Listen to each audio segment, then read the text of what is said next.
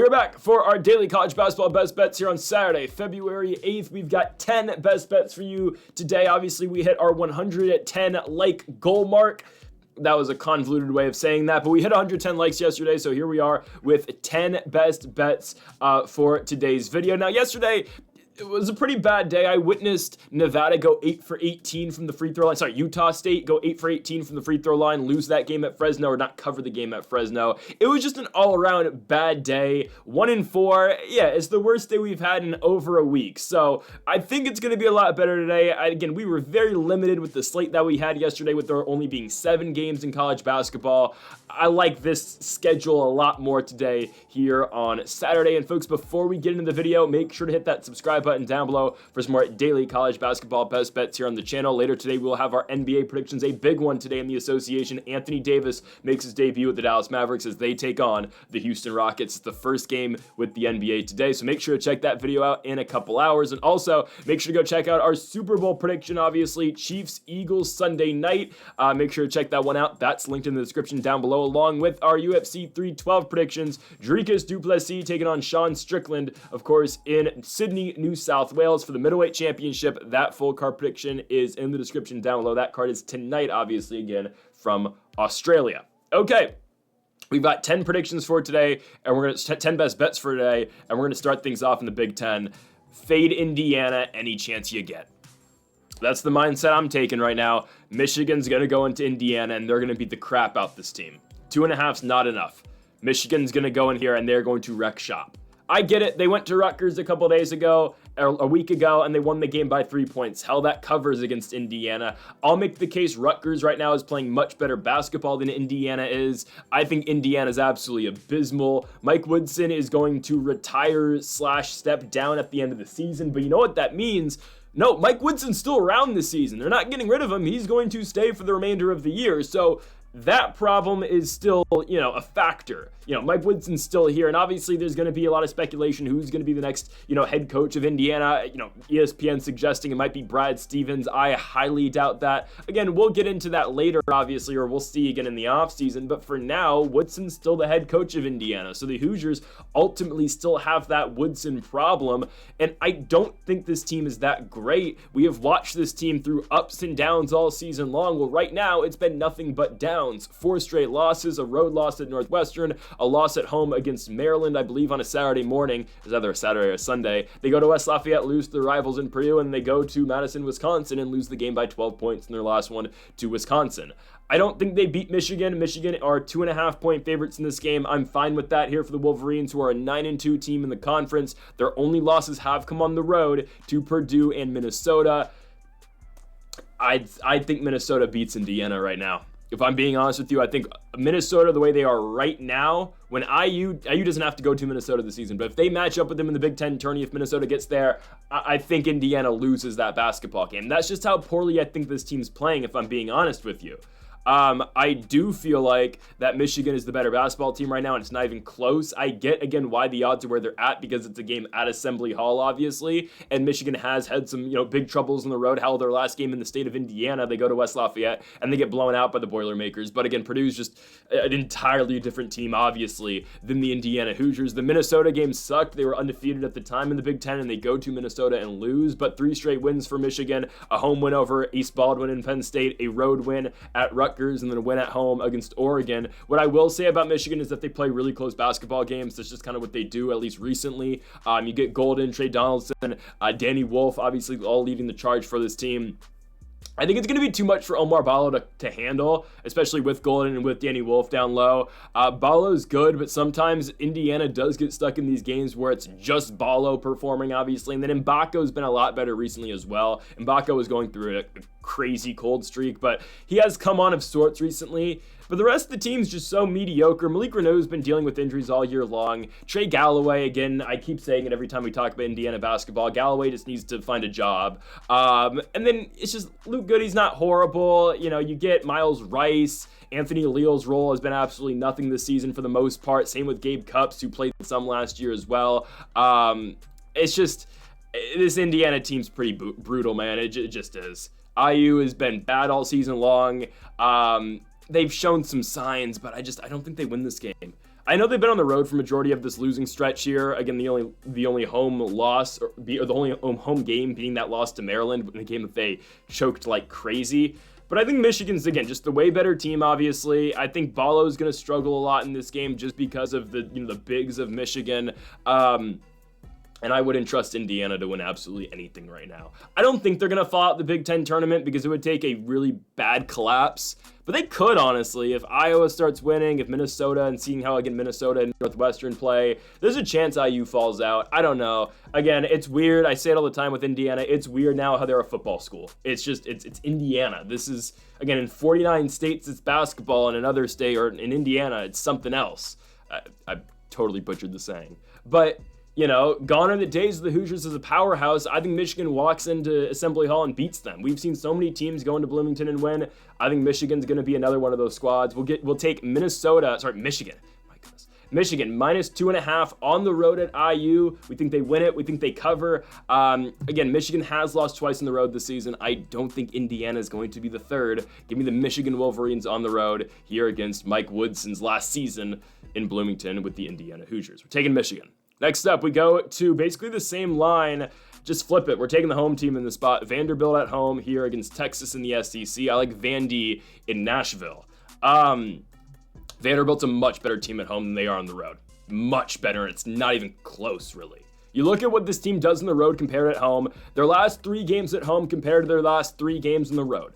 Losses at Tuscaloosa where they get blown out. They get blown out in Norman against Oklahoma. They lose to Florida down in Florida as well. Their last 3 games at home, they win at home against South Carolina. Who cares? South Carolina sucks. A win over Tennessee by 1 point, and a win over Kentucky at home. Again, Vandy's just a much different team than they are on the road. The Longhorns have to go to Nashville for this basketball game, and it's not like Texas is all that hot either. Vandy's a 4-5 team in the Southeastern Conference this season.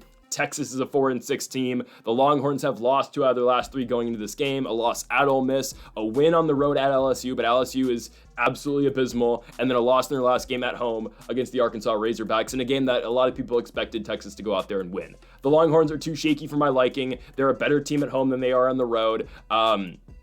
When they went to Florida, I get Florida's again a top 10 team in the country, but when they went to Florida, they lost the game by 24 points, right? They go to Ole Miss, they lose. They do go on the road and beat LSU, but Louisiana State is nothing special at all. They are on that same exact level, maybe a little bit better, but they're kind of on that level with South Carolina just of how bad they are. Texas, I don't think is able to go on the road here and beat Vandy. This is a team that's led by Trey Johnson, obviously. He is going to score. This is a guy who averages around 20 points a night, but Jason Edwards can really shoot it and can just score all around for Vanderbilt. He's a guy who's averaging 17.5. You get Devin McLaughlin as well, who averages 14 a night for this Vandy squad. 12 a night. But really, the main point to the pick here is Vanderbilt at home. I think they're a much better team at home than they are on the road. I get what you can say about their recent games. They've lost 3 out of their last 4, but all their losses are on the road. When they play good teams, hell, Kentucky's a good team. They host Kentucky. They beat them by 5. Again, Jason Edwards with 18 leading the team in scoring in that one. Game before that, Tennessee, they win by 1 at home at Vandy. They beat South Carolina at home. Their last home loss came on January 7th against the Mississippi State Bulldogs. It's when Mississippi State, I would say, was playing their best ball all year long. The Bulldogs go in there and beat them by 14 points. That's it. That's their only home losses the entire season, counting the non-conference schedule, obviously, where they went, I believe, 13-1 non-conference, with the only loss being to Drake of all people, or Drake of all teams. But I think Vandy's fine here. This is a team that has shown that they can win big home games all year long. Hell, you look back early in the season, I get it was the 3rd game of the year, but they beat an ACC squad in California at home. We've seen them beat Tennessee, Kentucky. Who's to say they're not going to go out here and beat Texas? Texas, again, a better team at home than they are on the road. It's hard to go on the road and win in the SEC. Trey Johnson's phenomenal. I'm not going to deny that he is not. He's a very good basketball player. Again, he averages 19, but he's a guy who's going to lead Texas in scoring almost every single night. He's going to play 35 plus minutes every night on the court. I get that. And Trey Johnson is what keeps this Longhorns team together Ultimately, though, I think the Commodores get this one. I like Vanderbilt. I'm not going to argue that Vandy has a score on the level of Johnson, even though I do think Jason Edwards is a very good player. I think McLaughlin and Arthur Kaluma are going to be, the two bigs, obviously, in this game. Kaluma's averaging 13.5 and 8. You look at what McLaughlin's doing, he's averaging 12 and 8. Again, it's a good matchup. This is an all-around very good basketball game with two very evenly matched teams. Where I think the Commodores get this one and why we're picking Vandy is because the game's at Vanderbilt. So with all that being said, we like the Commodores to take care of things at home in Nashville against the Longhorns. I think it's a good basketball game, but I just think, again, with the game being at Vandy and with the Commodores past to playing much better at home this season, we like them here over the Longhorns. Give me the Vanderbilt Commodores to win the basketball game. We feel fine about them covering the 2.5 points in the process as well. Give me Vandy at home here against the Longhorns. Let's move on to our next game, and we go to the Summit League. I don't quite understand this. I'm going to be honest with you. I get it. Omaha, Nebraska's last game was not the most impressive. It was a game where they barely got out of it against the other North Dakota school. Obviously, they're playing the Bison in this one, but they're playing, the University of North Dakota in their last game. And Omaha wins it with the buzzer beater, a buzzer-beating 3, which I don't know why they took a 3 in that spot, but it is what it is. It was a buzzer-beating 3 by Omaha to win the basketball game. Huge result for them, winning it 80-77. It was J.J. White who absolutely took over that basketball game at the end of that one. I mean, Trayson Eaglestaff hit a big 3 at the end of the game as well for UND, but Omaha survives and they pick up the win. This is now a 9-1 team in the Summit League this season, and they've been good. They already own a victory over the Bison earlier this season where they went to Fargo and beat NDSU 85-50. So 85-80.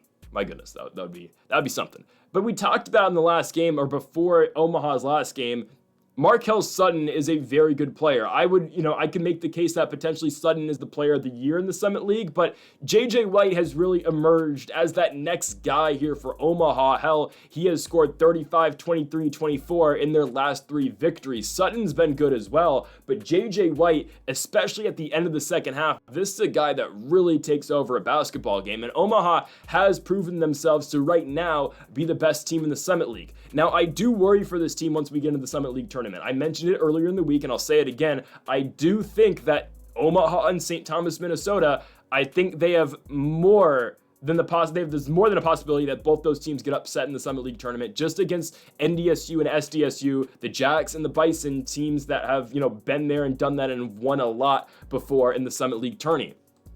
But this spot, though, I still like for Omaha. They're at home. NDSU's got to go there. This is a North Dakota State team that went to St. Thomas, Minnesota, who is not on Omaha's level, honestly. I mean, we saw Omaha beat St. Thomas, Minnesota. We saw the Bison, though, go to St. Thomas, lose the game by 17 points. They are coming off a road victory over the Roos of Kansas City.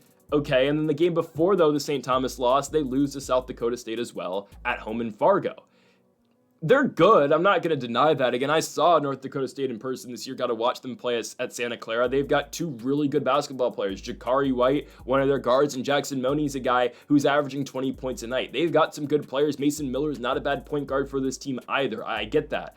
But we've seen them lose to Omaha before the season, and now they got to go to Omaha, Nebraska for this game.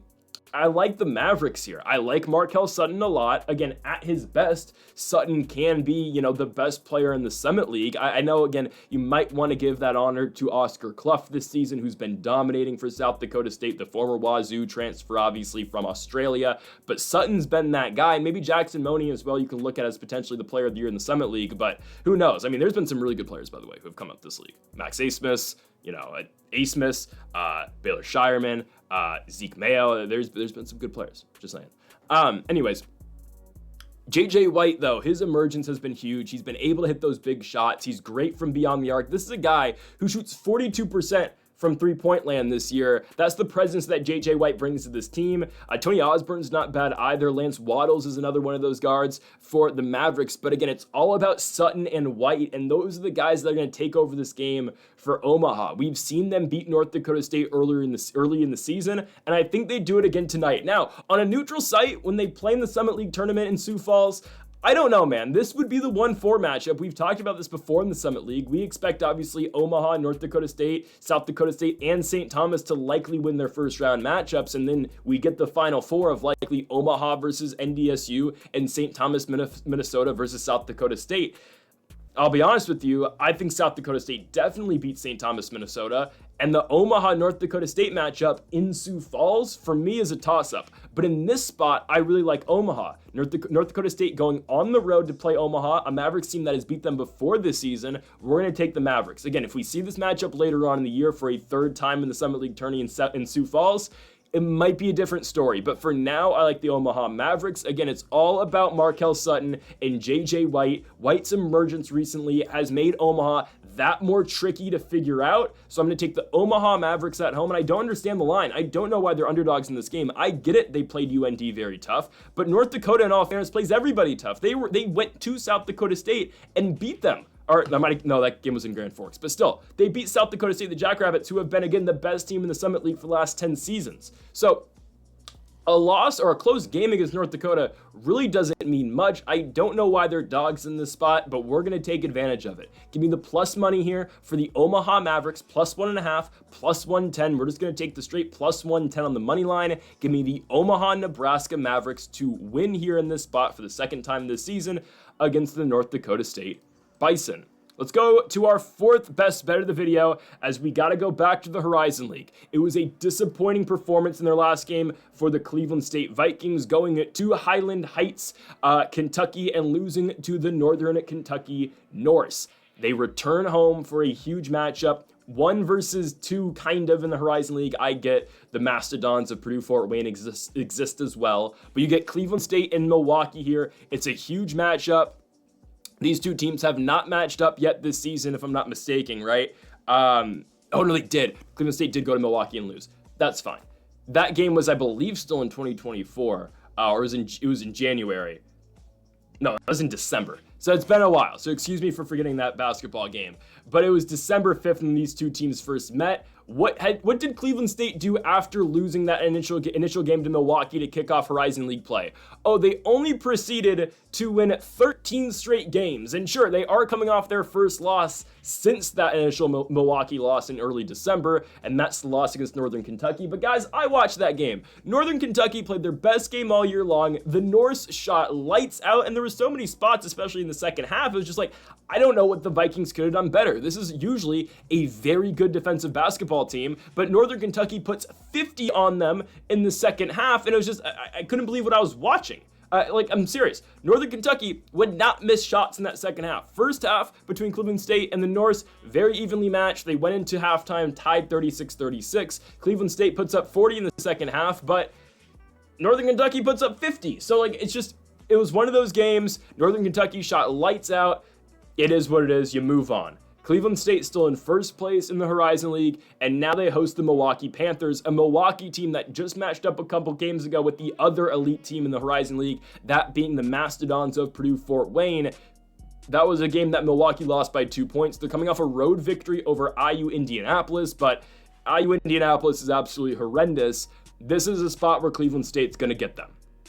Cleveland State are the favorites, minus 125 on the money line for the Vikings, plus 105 coming back at you for the Milwaukee Panthers. We're just going to take the money line straight up here for Cleveland State. I think they get it done. Milwaukee's got some players. It's a combined effort out of their 3 best players, I would think, in Famous Folks, JaMychal Stillwell, and Eric Pratt. Those are their best scorers on their court. Stillwell, is a guy who's going to average 14 and 11 boards a night. Folks will average 15 and 6, obviously 6 assists. But you look at what the Cleveland State does, again, normally a very good defensive basketball team, a team led by Tevin Smith, Devin Arnett. It's a good team. It's a good Cleveland State team, and obviously, again, with their 13 straight wins after their first Milwaukee loss, and sure, again, they did just pick up their second loss in the Horizon League with their last game, but I think I'm okay here with Cleveland State. I think this is a perfect bounce back spot. Milwaukee's been on the road. They just played a road game, I believe it was on Wednesday, yes, against IU Indianapolis. So they returned to Milwaukee. Now they got to go right back on the road to Cleveland State. It's a lot of travel, and it was a very tough game they played in Indianapolis against IU Indianapolis, winning the game in overtime 84-80. That's a team that you're expected normally to skate right by. And I know what you're thinking. If you follow the Horizon League, Milwaukee goes to Northern Kentucky, they win the game by 20 points. Cleveland State goes to Northern Kentucky, they lose. I'm telling you, some devil magic sorcery was going on in Highland Heights, Kentucky for that basketball game in the second half. I have not seen Northern Kentucky play that well and shoot that well. I mean, every three they took, there was no empty possessions ever for the Norse in the second half.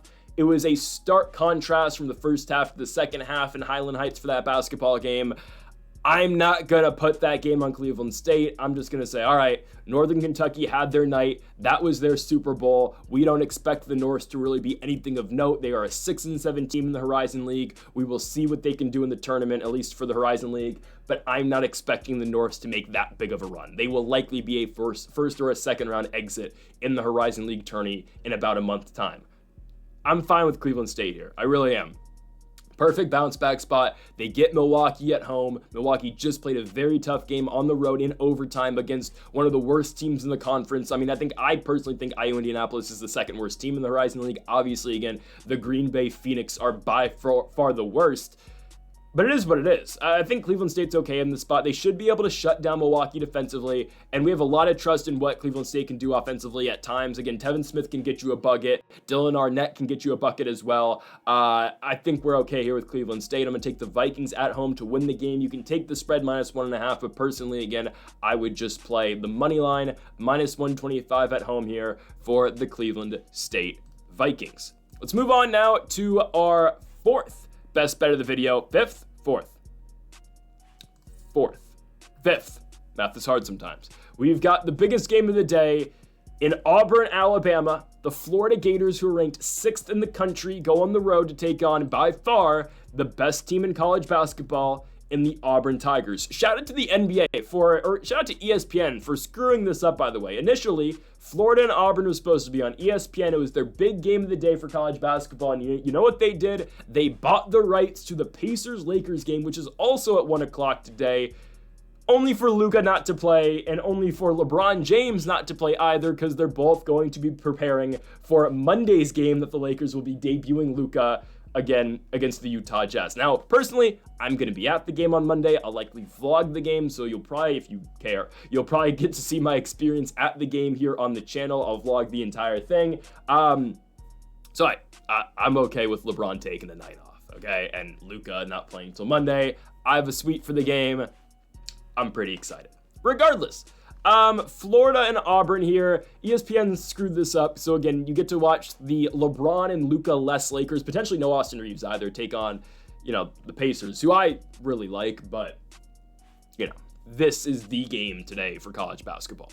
Florida, obviously 6-3 in the SEC, with their losses being Kentucky on the road, Missouri at home in a tight one, and then their loss, obviously, in Knoxville a couple games ago, where Tennessee shut them down offensively, and the Volunteers ended up winning the game by 20 points. Now, Florida's bounced back since. They had a home victory over Vandy, which we talked about earlier. But they have a problem, man. They're taking on the Auburn Tigers, who are by far the best team in college basketball. They have one loss all year long. They are 21-1, of course, with that Duke loss in North Carolina earlier in the season. They are 9-0 in conference, and I will be damned if anybody goes to Auburn, Alabama, and beats this basketball team. Now, a week from today, when Auburn goes on the road to Tuscaloosa to take on the Alabama Crimson Tide, that's a matchup. Auburn's going to have some games down the stretch here in SEC play where we might see them lose for the first time, at least in conference play this season. That game on the road at Bama. They have another game in Lexington against Kentucky later in the year, and they go to Texas A&M as well to close the season. And obviously, their final game is a home spot against the Crimson Tide, but we'll see. If Auburn is what we expect they are and what we've seen them to be this entire season, at most, they'll probably lose one of those three, maybe two. But I think Auburn's going to be okay. This is going to be undoubtedly likely a number one seed in the NCAA tournament. It would take a monumental collapse for them to not be. I think the only team that you can make a case in all of college basketball that is better than the Auburn Tigers is Duke. But I'd still, in a rematch in a neutral site in Auburn, I'd take Auburn to win. If we do get that matchup potentially in the NCAA tournament, I would expect the Tigers to get that one done because this team is just so loaded. John Broom's great. Again, one of the best players in college basketball. He averages 18 and 11. Chad Baker-Mazara is really good as well. He averages 13. Tahad Pettiford averages 11.5. Miles Kelly, Denver Jones, Chancey Johnson, Dylan Cardwell. They are a deep team with really good players throughout the rotation.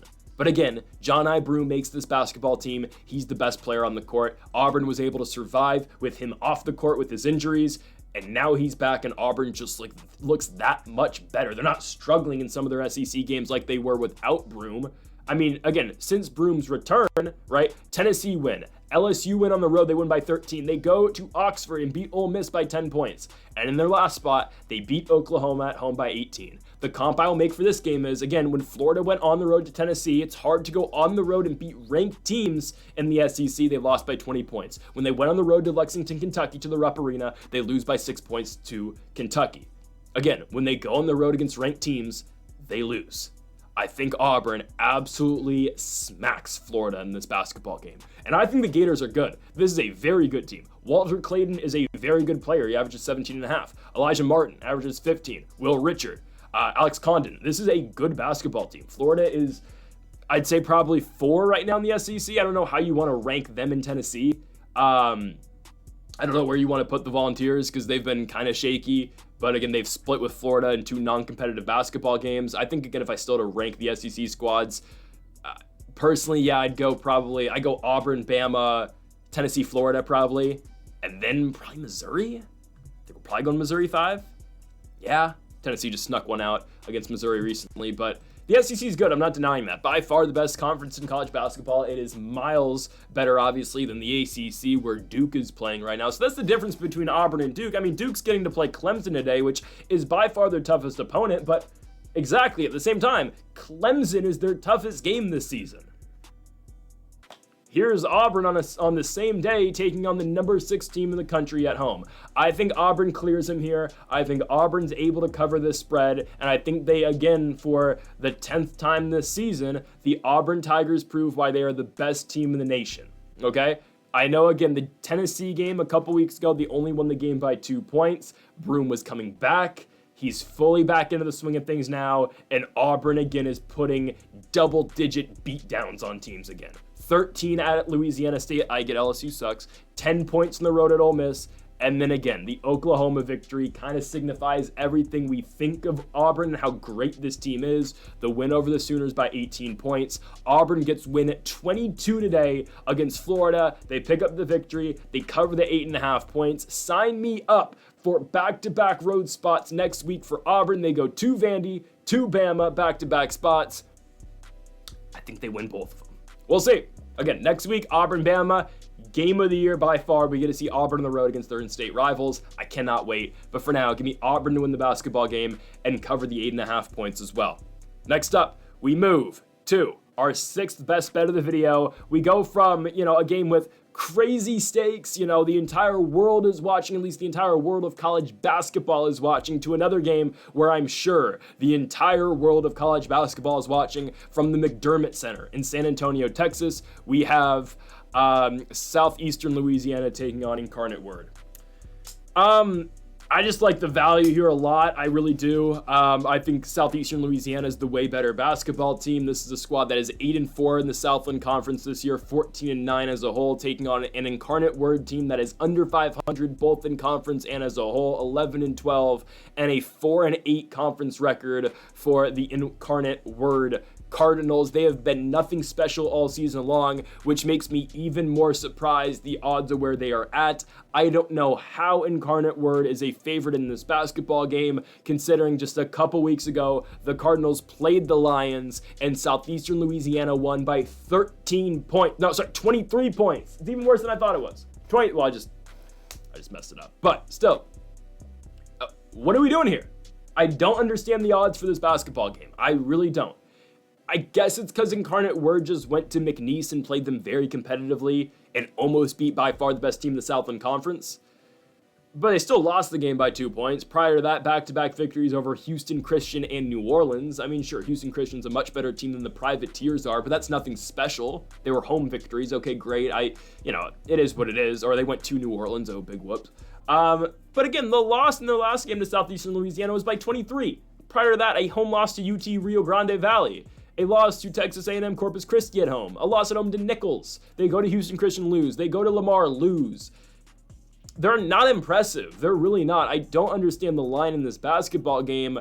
I really like the Lions here. I think this is one of the better picks that we have for today, and it's obviously one that's getting swept under the rug because it's a game in the Southland Conference at 3 p.m. I mean, Duke and Clemson is on at the same time as this basketball game, right? I mean, obviously, there's not going to be many eyes on this one. But we've got another game at 3 p.m. we're going to talk about in a minute, and no, it is not Duke-Clemson. I think Duke covers 6.5, but I'm not going to confidently say that because they haven't played a really good team in a while, so them playing Clemson, who is by far the second best team in the ACC right now, they might be in for one. So I'm going to completely stay away from Duke-Clemson, and my apologies if we haven't talked about Cooper Flagg a lot this season. Well, Duke just doesn't have a lot of great spots to bet them on. Once we get into the NCAA tournament, we're going to be talking about Duke every single day, obviously, because I assume that team's at the minimum going to the Elite Eight. Okay, we'll talk about Duke a lot more in a couple months, or in a month and a half, okay? Southeastern Louisiana, a team led by Sam Hines Jr. This is a guy who averages 17 points a night for them. Jacavion Buckley averages 13. Jeremy Isley averages 10 as well. For the Incarnate Word Cardinals, they've got some scores. Davion Bailey averages 17. Jalen Anderson give you 14. Dylan Heyman with 13. Jordan Pike with 12. They're a good team offensively, but they don't really get stops in their own right. And when their guys go cold, like the first game they played on the road at Southeastern Louisiana, they get blown out. So I just don't understand this line here. Why is Incarnate Word that big of a favorite? And, I'll make a comparison to when we saw Elon play the Campbell Fighting Camels a couple days ago. All right, the initial game, Elon wins it. And then the second game, obviously, Campbell's at home for it. But the difference in the line and why Campbell was a favorite in the second matchup is because Campbell, since their initial loss to Elon, had won, I think, 5 out of their last 6 games. What has Incarnate Word done since that loss to Southeastern Louisiana? They beat 2 middling teams actually 1 middling team in the conference. They go on the road, beat one of the worst teams in the conference. And then sure, they played McNeese competitively, but they don't win. So who's to say they're going to beat Southeastern Louisiana here? And it's not like, again, and what we're talking about with Charleston, Elon wasn't playing their best basketball. Okay, Southeastern Louisiana, since the Incarnate Word win, lost to Houston Christian at home, but then won back-to-back games at home against New Orleans and against Lamar. I'm okay with them in this spot. This is an 8-4 team in the conference. I think the Southeastern Louisiana Lions take this one. This is a game I feel like this one's getting swept under the rug, obviously, because there's so much college basketball today, and no one's paying any attention to the Southland Conference. Guys, this is an Incarnate Word team that lost earlier in the season to Cal Baptist, Northern Arizona, and Northwestern State. And South Alabama was the one I was looking for. Northwestern State is a team in the Southland. But regardless, it's not that good of a team. And yes, the South Alabama loss in Mobile, Alabama. I think they're in Mobile. They lost by 21 points on the road. It's not that great of a team. I just listed off 3 games they played on the road, but still, I don't think Incarnate Word's that good. They can score, but when their guys go cold, they are in for one, because they don't really play defense all that well either. So, give me Southeastern Louisiana. I think Incarnate Word, to a certain extent, played their Super Bowl against McNeese. Everyone in this conference is trying to be the first one to take down McNeese because they control this conference so much, because they're by far the best squad. I think they've fired all of their arrows, and I think they're going to lose this game. And I think Southeastern Louisiana gets it on the road. They beat them by 23 the first time. We just need them to win now. Don't care if they win by 23. We just need them to have one more point than the Incarnate Word Cardinals. So give me Southeastern Louisiana. Let's move on to our next one. Another spot at 3 p.m. We're talking about Elon Phoenix basketball again, because we're going to fade Elon again. It's a great spot for Charleston. Again, I'm fascinated by the CAA conference. I think it's a really fun conference, and it's a really weird conference, right? There are 5 teams who I think can really compete in the CAA. I don't know where I want to put William and Mary, but every team's just odd in this conference. I'm not going to lie. There's so much parity here, it's just insane. Now, I thought about picking a game between UNC Wilmington and Drexel today, but William and Mary just went to Drexel and lost by 20 points. I think UNC Wilmington, personally, to me, is still the best team in the conference, but I don't know. Maybe they get shocked on the road by the Drexel Dragons. So again, Drexel's a team that is 5-6 this year in the conference. So the CAA is absolutely insane. But if I have learned anything about the CAA conference, is that it is so difficult in this conference to go on the road and win. That is the main thing I have learned this season by watching the most CAA basketball I've watched in my lifetime, obviously, right? Charleston, you look at their losses this season in the CAA. One is to UNC Wilmington at home, but again, the Seahawks are by far the best team in the conference. I expect UNC Wilmington to be going to the NCAA tournament later this year. I think they get out of the CAA tourney. I think they do. Townsend's not bad, but no, I think UNC Wilmington's the best squad. If I had to rank, by the way, the top 5 teams in the conference, I'd go UNC Wilmington, I go Townsend, Right now I'd go Campbell and then Charleston and then William and Mary. Oh, yeah, I still take Charleston over William and Mary. I know William and Mary just beat them, but that was on the road for Charleston. And I'm telling you, games are just different when you go on the road in this conference. They just are. I don't mind Charleston at all. Their losses are, again, road spot to William and Mary, road spot to Monmouth, and then a loss at home to UNC Wilmington. Okay, that's fine. I'm okay with that. For the Elon Phoenix, this is a team that has not been playing their best ball. They have lost 3 out of their last 4 games. They've lost 5 out of their last 7 games, right? 4 out of the last 6 is what I was looking for. But still, recently, a loss at home to Charleston by 14 points. Again, that's the game we're getting today. A loss to Hofstra at home by 11 points. They win against Northeastern. That's nothing special. I thought about picking a Northeastern game today, but I'm staying away from it with them and the Hampton Pirates. And then a road loss at Bowie's Creek against Campbell, a game that we had the other day, and it was a sweat-free game because the Fighting Camels won that one by 18 points. Elon was a lot better at the start of the year. They have kind of faltered since. This is a team led by Nick Dorn, who's averaging 15. TJ Simpkins will give you 14.5. Sam Sherry, TJ Simpkins as well. But once you go beyond their 4 main guys, the team's not that great, I'll be honest with you. And then you get Matthew Van Coman, who's been their center all year long. But those are their 5 main starters. They have no depth at all, and that's where teams will burn them. And I think Charleston's just the all-around more complete team. I think this team really benefited, by the way, by playing that tournament over Christmas. I know, again, they went to Hawaii, they went 2-1 there, but they lose a game to Oregon State by 9 points, and they proceed to beat Loyola Chicago and beat Charlotte in back-to-back games, marking a 2-1 trip again for Christmas in Hawaii. I think this team has really benefited since that tourney, obviously, and that's where we got accustomed to Ante Brozovic, a guy who averages 18 and a half and 8 rebounds a game. You get Daywick Tavares, who's averaging 14 and 3 for the squad. Darren Boyd, AJ Smith, 2 other really good scorers for this team. Charleston's good, man. They are good, and they have been good even with Tavares' injury. Tavares has been out since the Northeastern game, which was on the 18th. He scored 32 in that spot. He's been injured ever since, but still, Charleston has been fine without him. They have found other guys who have been able to score. Obviously, Brozovic, you know, is going to be able to score, but the guard who's really stepped up for this basketball team has been AJ Smith. He is now, again, averaging 12 points a night. I like Charleston a lot here. I think they're by far the better team. And again, it's a road game in the CAA for the Elon Phoenix. It's the second game of back-to-back road spots. We just saw them get obliterated over at Bowie's Creek in a game where we saw, I believe it was Jason Ciani, if I'm not mistaken, blow his leg out on a dunk attempt. Yikes, that, prayers up. But still, we just saw them get blown out at Bowie's Creek. I think they're going to get blown out here now at Charleston. I don't think Elon's playing great basketball right now. I'm not going to say Charleston's playing the best ball in the conference right now because I think there are hotter teams. But again, it's super hard to go on the road and win, and that's ultimately where I think UNC Wilmington separates themselves from the other squads. I get it. Townsend's really good too, but those, okay, if we want to put both of them in the same tier, that's where those 2 teams separate themselves from the rest of the conference, is that those teams can go on the road and win consistently. The other teams, again, have a lot of trouble on the road, and that's the exact thing we can say here about the Elon Phoenix. I am more than fine with Charleston at home. Give me the Cougars to win the game, and give me Charleston minus 3.5 as well. Next up, we move back to the Southeastern Conference for a game between the Ole Miss Rebels, who are currently ranked 25th in the country, going to Baton Rouge to take on LSU.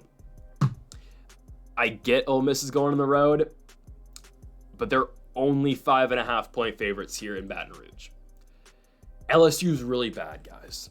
They are. Their only victory this year in the SEC is a win over Arkansas. The game was in Baton Rouge. They beat the Razorbacks by 4 points. They are primed for another matchup during the week next week against the Razorbacks. They will eventually get Colin Murray-Boyles in South Carolina in a couple weeks. Again, those are the 2 bottom feeder teams in the conference. Obviously, the Gamecocks, 0-9 this year in the conference. But for LSU, it's a 1-8 team in the conference this year. They've lost 5 straight games. On the road at A&M, they lose by 11. They go to Tuscaloosa and lose by 7. They play Auburn and lose the game by 13 at home. They play Texas at home and lose by 31 points. And then they went to Athens and lost by 19 to Georgia. This is an LSU team that is on the wrong side of a lot of ass beatings. They just are. It's that simple. It's been a year to forget for the LSU Tigers. Now, Cam Carter and Jordan Sears have been good, right? Carter averages 17. He's been struggling a little bit recently. Same can be said about Jordan Sears. He's a consistent scorer, but, Sears has not been bad. Obviously, Sears was a lot better last year at UT Martin, but, what do you expect, obviously? You're going from UT Martin to the SEC. So, good on Sears making that jump up, being 5'11", 185, obviously, to the Southeastern Conference for his senior season, but it hasn't been that same success, obviously, that he saw at UT Martin, but not to say that he's been playing poorly this season. He's been good. Back-to-back games, though, back-to-back games for Sears have been rough, and especially it's been rough on Cam Carter. He's been shooting under 30% from the field in his last 2 games with 16 points combined against UGA and against the Texas Longhorns. I don't think they protect English is really difficult sometimes.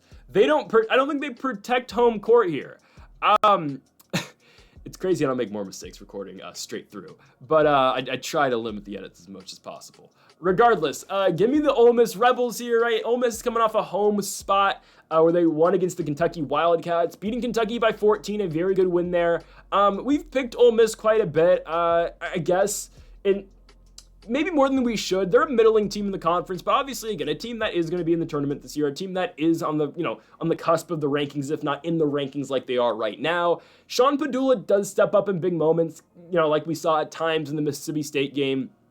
Matthew Morrell, Jalen Murray, Jamin Brakefield, they got guys on this team. Dre Davis as well. Malik Diaz is going to bring you a spark off the bench at times if he's coming off the bench. Sometimes he comes off the bench, sometimes he doesn't. But Malik Diaz sometimes will launch that 3. He shoots like 25% from beyond the arc, but he'll always, I feel like every time I've watched Ole Miss, he will hit a big-time shot, at least from beyond the arc. And yes, Ole Miss has been a little bit shaky as of late. They've lost 4 out of their last 6 games, but look at who they're playing, though. Right after they go on the road to Tuscaloosa and beat Alabama, they go to Mississippi State, lose that game. They lose to A&M by 1 point at home. They go to Mizzou and lose by 8. They beat Texas at home. They lose to Auburn at home, and they just beat Kentucky, right? They've been playing tough teams, and obviously that's the gauntlet that the Southeastern Conference is. But here's the thing. Ole Miss goes from playing these elite squads to now the Louisiana State Tigers, who are nothing but elite. No, that's the completely wrong thing. That they are the opposite of elite. Because if they were nothing but elite, this would be a tough game. They are the opposite, again, of being elite. Just don't think LSU's that good. They've struggled all year long. I think, again, they'll probably beat Arkansas, they'll probably beat South Carolina when they play them. They're definitely going to lose to Arkansas next week on Wednesday. They're not going to Fayetteville and winning that game in the rematch. They'll probably beat SC, though, because South Carolina's just that bad. But I like Ole Miss in the spot. I do. I think their shooting's going to be too much for LSU. I think that offense will be too much. I don't think highly at all of the LSU Tigers. Ole Miss are 5.5-point favorites in this game. I'm fine with the Rebels here. Give me Ole Miss on the road to win and cover against these lowly Louisiana State Tigers. Let's move on to our next one, and this is a big basketball game, man. It is. It's a big game. I cannot talk about UC San Diego and UC Irvine enough. I can't. I keep trying to tell you guys how great these squads are, because they are. UCSD and UCI, they're great. I hope that the Big West gets 2 spots in the NCAA tournament. It's looking more and more unlikely that's going to happen, obviously, with UCSD losing that second game in the Big West to UC Riverside a couple weeks ago to that utter cesspool. But I like Irvine to beat UCSD again. I don't understand why they're underdogs. I get it, UC Irvine hasn't been blowing anybody out. They've been playing competitive games, and both these teams have gone to the cesspool and lost to Riverside earlier in the season. But it is what it is. UCI is a 10-1 team in the conference. UC San Diego is a 9-2 team in the conference. Who is UCSD's other loss? It is to Irvine in a big spot on the road in San Diego. Irvine goes in there and beats them by 8 points. Bent Lukton is the best player on this court. I'm not going to take any other answer for who the best player, honestly, in the Big West is.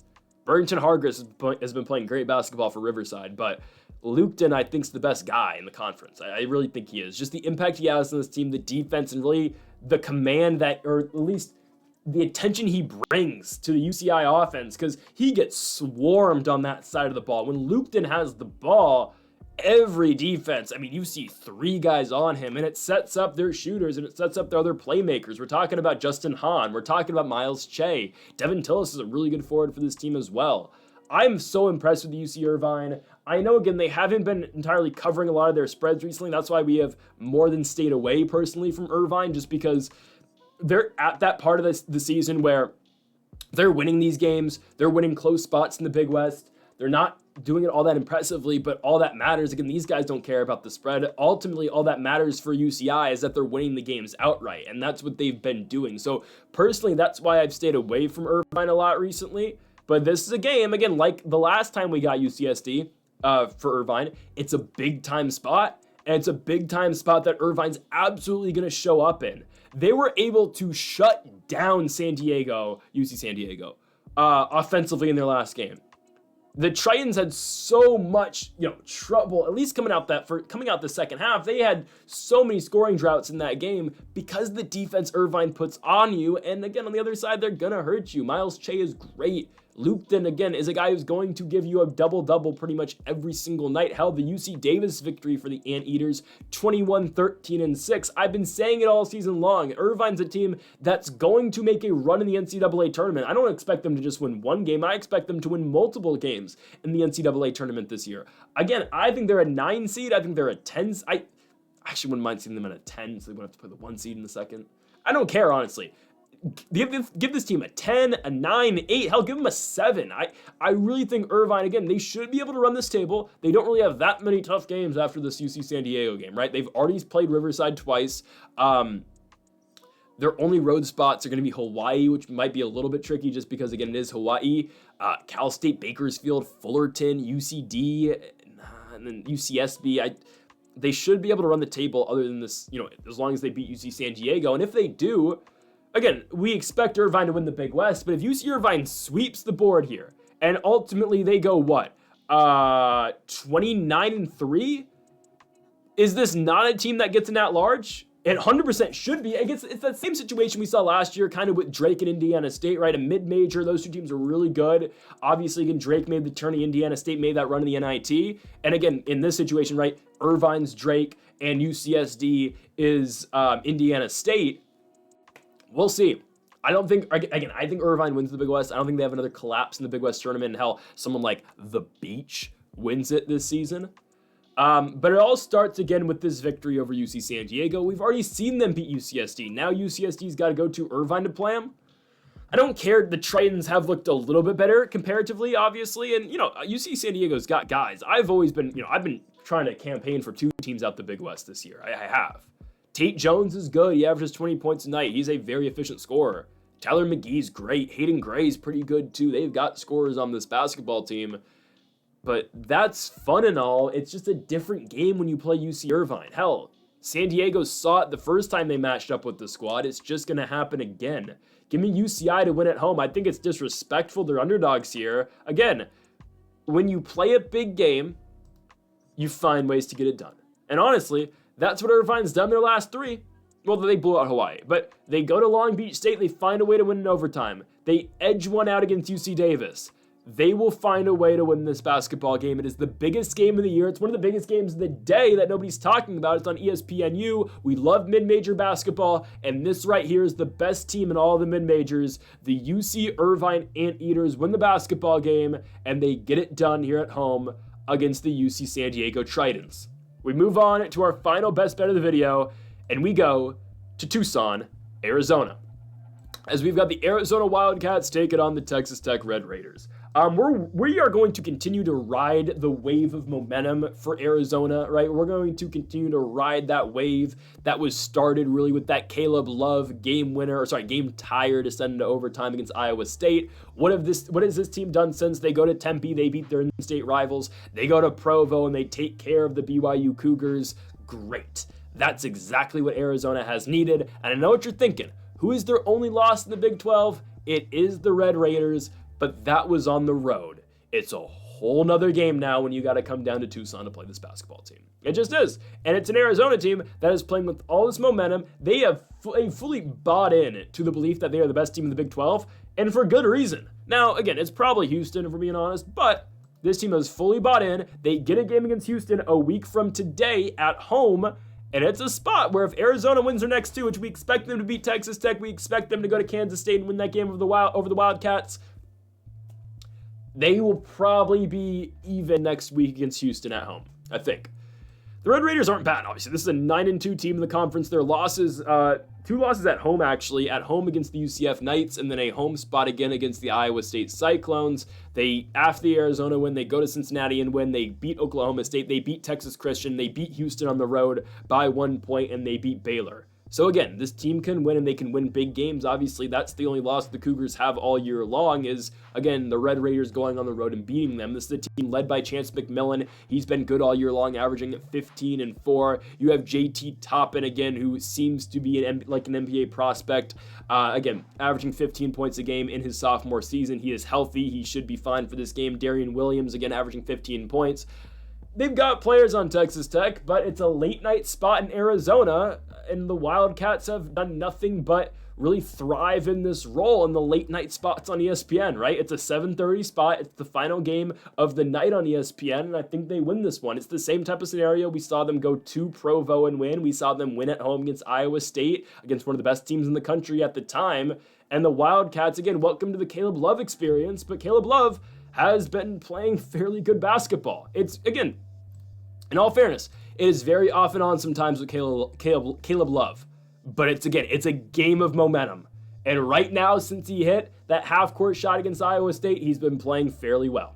The Arizona State, when he puts up 27, the 18 points in the win over BYU, and the team around him has really come together as well. Arizona's playing great ball, again, with Caleb Love and around Caleb Love as well, with Jaden Bradley, with Trey Townsend, with KJ Lewis. These guys have all shown up. They're playing better defense as well. You saw them kind of take over that second half against Brigham Young in Provo. I think they win this game at home against Texas Tech. You know that the Wildcats have had this game circled for a while. They are, 9-1, 10-1 in the Big 12 this year. 10-1, again, the only loss is to the Red Raiders. I think they get them here. They've been waiting for a game like this. And again, this is what I was saying earlier with that spot, again, comparing it to the Elon and Campbell game earlier. This is when it makes sense to take a team that lost the original game. Arizona has looked so much better since the initial matchup, and Texas Tech, sure, they've looked great since. But it's just, again, Arizona's playing with all that momentum, all that confidence. I like the Wildcats to win this game at home, and I think Arizona in the late night spot covers the 2.5 points as well. Give me the Arizona Wildcats to go to 11-1 in Big 12 play this year, getting their get back against the Texas Tech Red Raiders. So folks, thank y'all for watching our 10 best bets for college basketball here on February 8th. If you have not yet though, make sure to hit that subscribe button down below for more. Make sure to leave a like if you did enjoy the video. Make sure to comment if you do disagree with any of the picks. We'll be back tomorrow for more college basketball best bets here on the channel. Folks, thank y'all for watching, and Mamba forever.